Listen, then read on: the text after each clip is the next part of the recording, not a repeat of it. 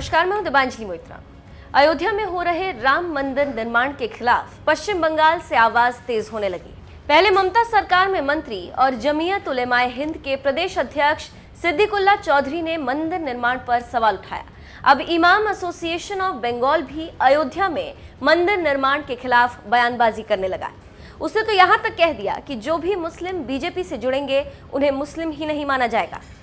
Supreme court के फैसले के बावजूद तमाम मुस्लिम नेता और मुस्लिम संगठन इस बात पर अड़े हैं कि अयोध्या में राम मंदिर नहीं बनना चाहिए। राम मंदिर के विरोध में सुप्रीम कोर्ट के फैसले पर भी सवाल उठाने से बाज नहीं आ रहे। राम मंदिर के खिलाफ लगातार उठ रही आवाज के बीच इमाम एसोसिएशन ऑफ बंगाल ने भी पत्र लिखकर विरोध जताया।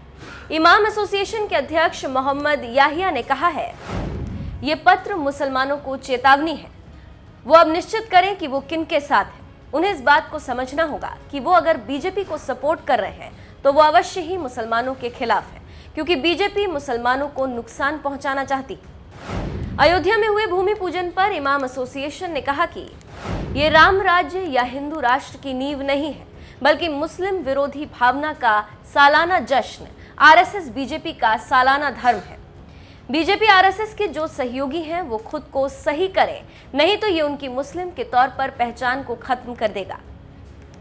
बंगाल इमाम एसोसिएशन बाबरी मस्जिद के विध्वंस और मंदिर के निर्माण के खिलाफ खड़ा है। पीएम मोदी जब पहली बार प्रधानमंत्री बने तो उन्होंने देश की संसद को प्रणाम किया था, तो वहीं दूसरी बार प्रधानमंत्री बने तो संविधान को सिर झुकाकर नमन किया था। अपने कर्म को नमन करने वाले पीएम मोदी जब 29 साल बाद अयोध्या की धरती पर पहुंचे तो वो धर्म को भी नमन करना नहीं भूले और रामलला के दरबार में दंडवत होकर उन्हें प्रणाम किया।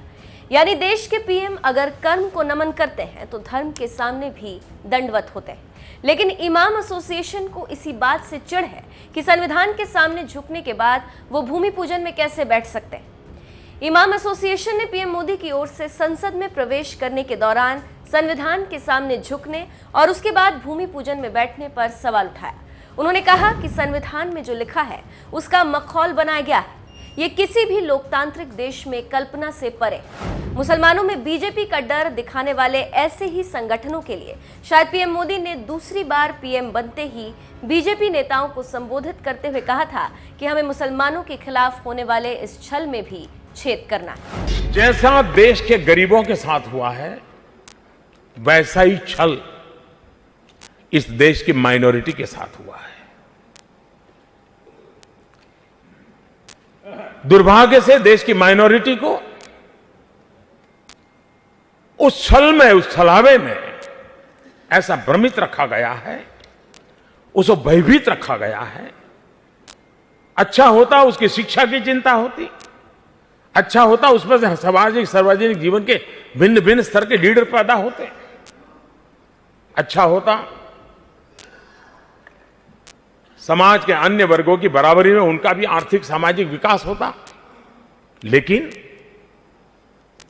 वोट बैंक की राजनीति में एक छलावा, एक काल्पनिक भय, एक काल्पनिक वातावरण और डर का माहौल पैदा कर करके उनको दूर भी रखा, दबा करके भी रखा और सिर्फ चुनाव में उपयोग करने का खेल चला।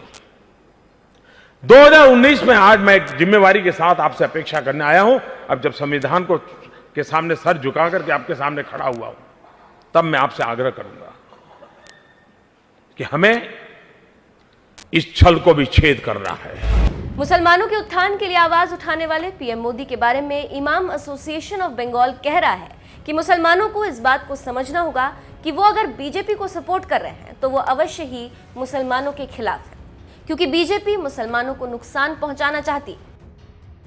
इमाम एसोसिएशन को आरएसएस का जवाब। बीजेपी के साथ साथ संघ पर भी निशाना साध रहे इमाम एसोसिएशन ऑफ बंगाल को आरएसएस की पश्चिम बंगाल इकाई के सचिव जिष्णु बसु ने भी जोरदार जवाब दिया। उन्होंने कहा कि पश्चिम बंगाल में आम मुसलमान ये सब पसंद नहीं करते।